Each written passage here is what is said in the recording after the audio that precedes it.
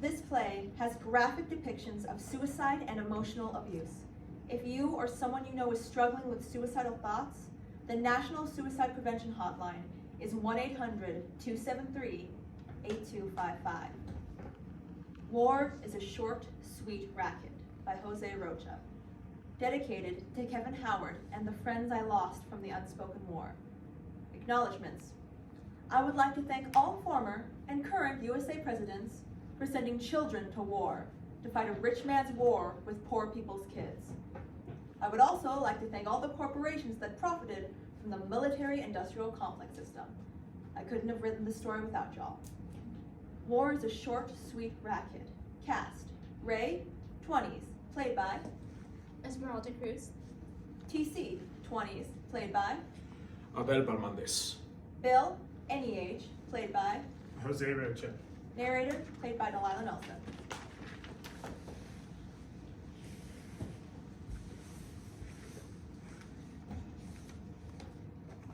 Prologue. Time, summer, then ending in the Russian winter. Place, figure it the fuck out. TC and Rae are stargazing at a lake. Both are practically naked, cuddling together underneath a blanket. The moon's reflection can be seen on the water. Maybe. Yes. Do you think there's life after war?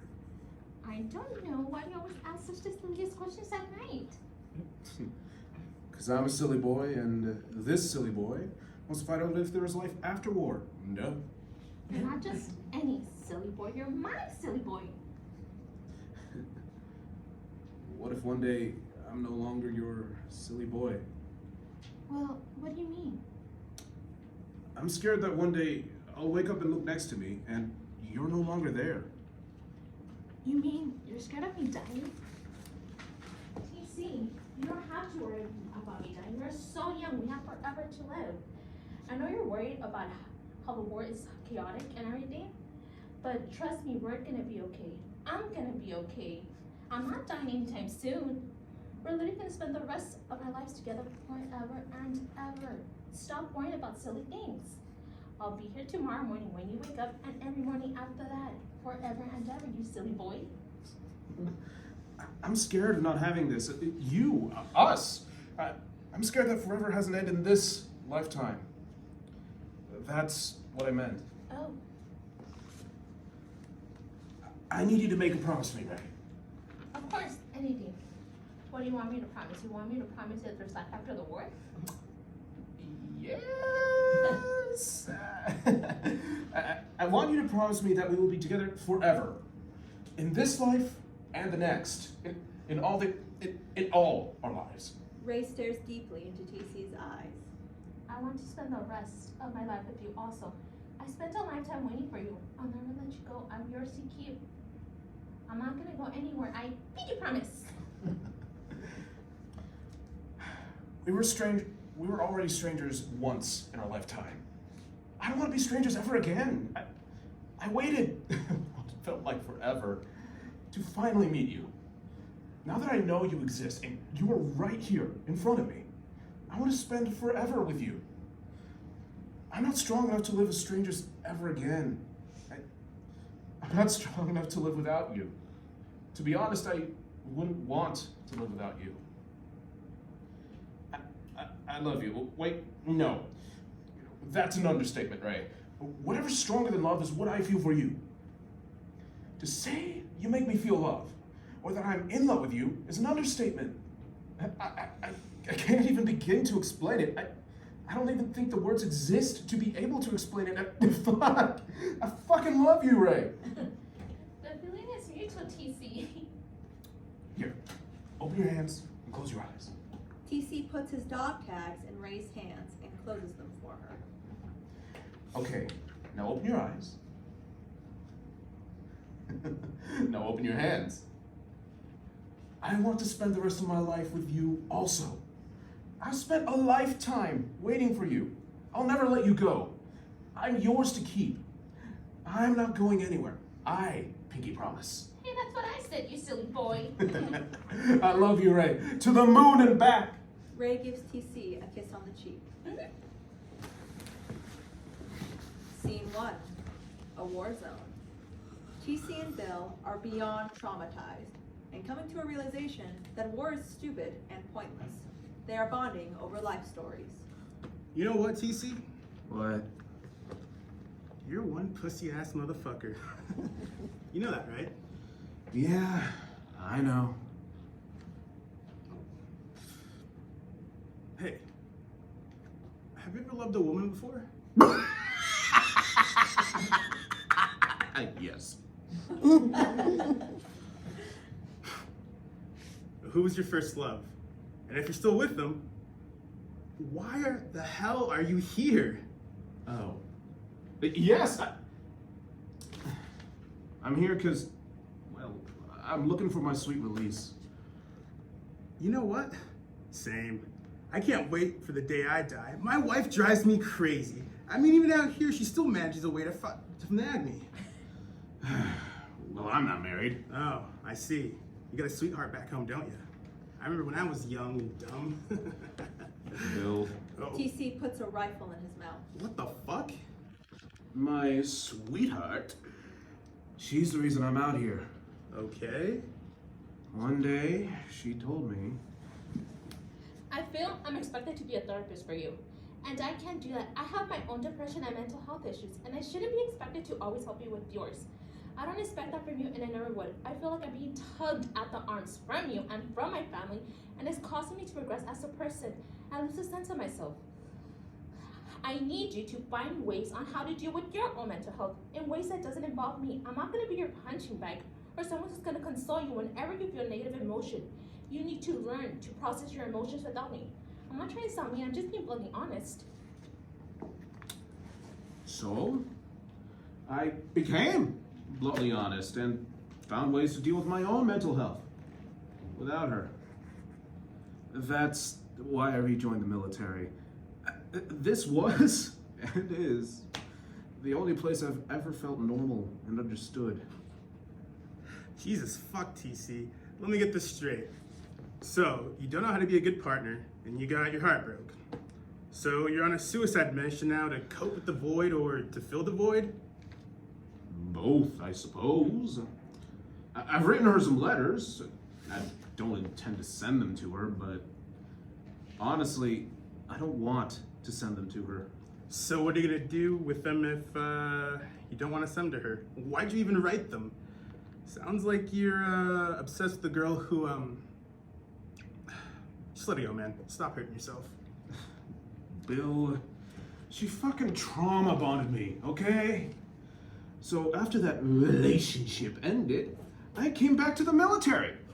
And it just so happens that the military trauma bonded me at 17. I am my own worst enemy. I enjoy and love things that are bad for me.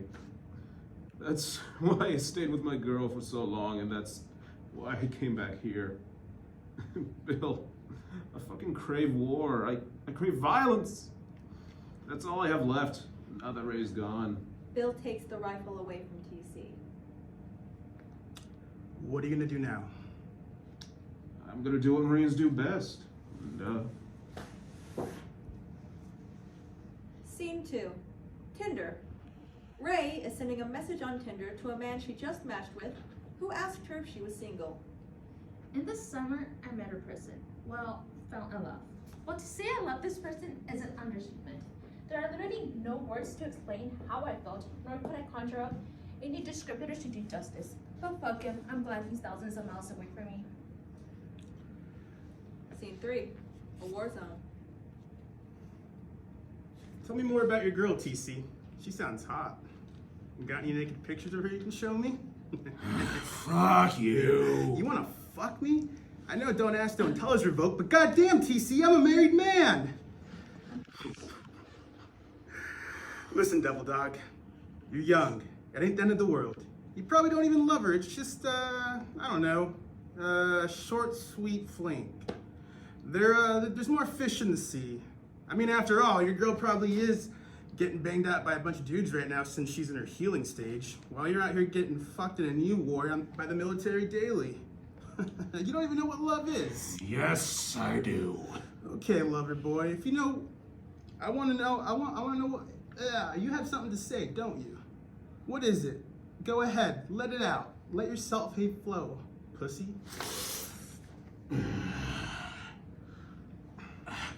I know I'm worthy of love and deserve it the same that every single other person does.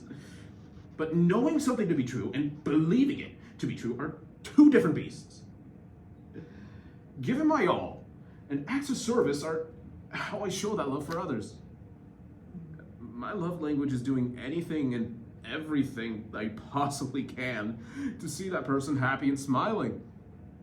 Of course, I put their needs before my own and am willing to make sacrifices for my partner's benefit. I grew up a hopeless romantic, reading books and daydreaming. I grew up and found a girl that she manipulated me. It wasn't love, it really wasn't, but I wanted to believe it was so badly. I was too much. And instead of telling her to go find less, I tried to prove that I wasn't too much, that I was enough. I begged her to love me, because I believed her lies. TC takes off his helmet. He looks at a picture of Rae inside it. Tell me more about Rae. You know what? Let me tell you something. Romance novels were the only books I ever truly got into. There were times I fantasized about love with a girl, but I never really loved anyone until I met her. When I was with her, I would get deja vu. Yup, pussy. That's not what I asked you, boo. Do you want me to tell you about her or not? Of course I do. Tell me, pussy. Okay. This is the story of Rae. And Bill, don't fucking interrupt me. Scene 6. Letters to Rae. TC is writing on his blog. They are unsent letters to Rae. TC picks up his rifle and begins to clean it as Rae reads aloud from TC's unsent letters. They are together, yet alone. Dear Rae, if I could give myself one thing, it would have been the ability to understand what you meant when you told me something along the lines of, I don't want you to be normal. I love you because you're not normal. I just want you to be happy and healthy. I didn't understand what that meant when we were together. I understand it now. Now that we are no longer together. If I could give you one thing, it would have been the ability to see yourself through my eyes, because then you will know how perfect you are to me and how much I love you and how much you mean to me. Love, TC. Rae's alone, smoking pot. She's thinking about something far away. Dear shy girl laying on the bed. Truth is, no one is perfect. We are all perfectly imperfect. I don't know if you ever cheated. As far as I know, you were faithful. You might as well have cheated on me 6,112 times at this point. Bed was on the floor. I didn't know until I showed up one random day. It would have been nice if you sent me a picture or something showing me how much of a shy girl you were. I guess I have a fetish for shy girls or something. Anyway, this letter's not for you, Rae. If you are reading this, make like a tree and frig off. This is my unsent letter to Shy Girl. Hey, listen, one day someone will come along. Hell, that someone might even be a cat or a dog. But regardless who that someone is, it's going to be someone that loves the way you love. It's going to be someone that you hate. Because the person you meet is going to be you. But there's something beautiful about wanting to be loved the way that you love. Humans weren't born to love themselves. They were born to give the love they always wanted, but never got. The silliest thing of all is that you will never love yourself the way you give love. It's not a bad thing, because the love you give is a beautiful, amazing thing. Love is not an act of taking. Love is selflessly giving without expecting anything in return. One day, you will find someone, regardless if you believe it or not, that someone is going to give you that love. That love you thought you could only give. That type of love you thought everyone but you could experience. Stop being so hard on yourself. Stop expecting something from yourself after a long day of self-love. That's not selflessly giving love without expecting anything in return. That's using and abusing. That's love with conditions. Love is not a chore, you silly shy girl. Here, let me mansplain. Hurt people don't hurt people. And healed people don't heal people either. Loved people love people. Unloved people unlove people. Love is a wild, crazy, self-destructive, unpredictable act of bravery that we all do when we stop thinking and reacting to people based on what our reproductive organs are craving. We then start ignoring our brain compartments and departments for once, start thinking with our hearts. We start thinking with an organ that can kill you after any type of love is lost. It's an organ that does nothing more than keep us alive, but could suddenly stop at any moment and end our life. What the hell is wrong with us? With me? Because for the first time in my life, I finally understand what true love is. People who want to be loved the way they love. Love people who want to be loved the way they love people. We are not punished for our sins. We are not punished by our sins. Rather, we are not punished for loving. We are punished by loving.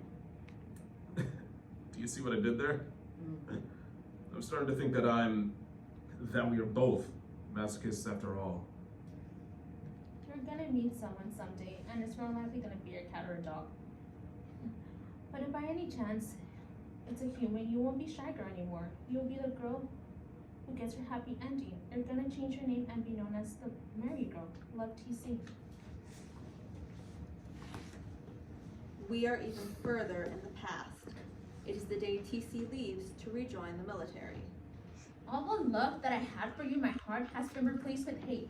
Also, fuck you for telling my dad I'm bipolar. Fuck you, TC. TC walks out the door with his military bag. I can't do this anymore. I can't. I'm hurt, beyond hurt, and just so you know, I'm trying so fucking hard not to tell you how I really feel about you right now. And to tell you about all the stupid emotional pain you have caused me with your inability to process your emotion. The second you walk out the door will be the last time you heard me. Fuck you, I hate you, I hate you, I hate you, you make me sick! Russian music is playing in the background while TC is sprawled out on the ground, lifeless, dead. It was short and sweet. Her love was a racket. So now, they're just strangers. I don't think this is where they belong. She took him to the moon. Because of her, he believed there could be life after war. He's not gonna be able to experience life after war, though. He has to go it alone. But he is not done loving her. Not at all done loving her. But right now, he has to be done. The day he can say that he's done loving her will be the day he no longer wants to live. The day he dies. TC, my friend, you got your sweet release during the war. This war isn't over though. It just started. But your war is over now, my friend. It is nighttime at the lake. TC and Rae have arms around each other. They are reading the end of the unsent letter. Love, Lance Corporal TC. End of play.